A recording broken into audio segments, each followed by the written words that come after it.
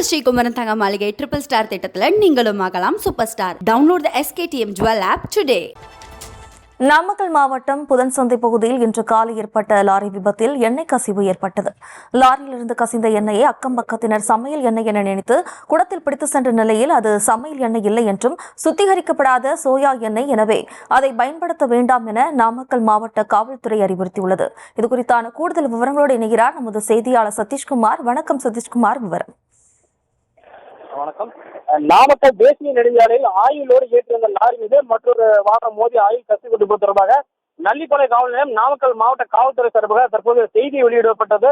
அதில் இன்று மதியம் 1 மணியில் தாராபுரத்திலிருந்து மகாராஷ்டிரா மாநிலத்தில் நாமக்கல் வழியாக சோயா ஆயிலோடு ஏற்றி கொண்டு வந்த டேங்கர் லாரி நாமக்கல் மாவட்டம் நல்லிப்பாளைய காவல் நிலையத்துக்கு உட்பட்ட புதஞ்சனை மேம்பாலத்தின் மீது சென்று கொண்ட போது வாகனம் பழுது ஏற்பட்ட மேம்பாலத்தில் ஓரமாக நிறுத்தி வைக்கப்பட்டிருந்ததாகவும் வாகனத்தின் மீது இந்த அதிகாலை அடையாளம் தெரியாத மற்றொரு வாகனம் மோதியில் ஆயில் டேங்கில் கசிவு ஏற்பட்டு சோயா ஆயில் வந்து ரோட்டில் சிதறி கிடந்ததாகவும் பொதுமக்கள் சிலர் இந்த சோயா ஆயிலை பிடித்து செல்வது போன்ற காணொலி அப்போது சமூக வலைதளங்களில் பரவியிருந்தது.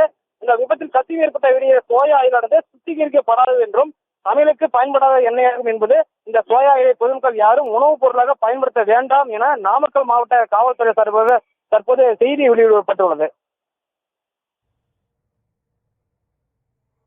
விவரங்களுக்கு நன்றி சதீஷ்குமார்.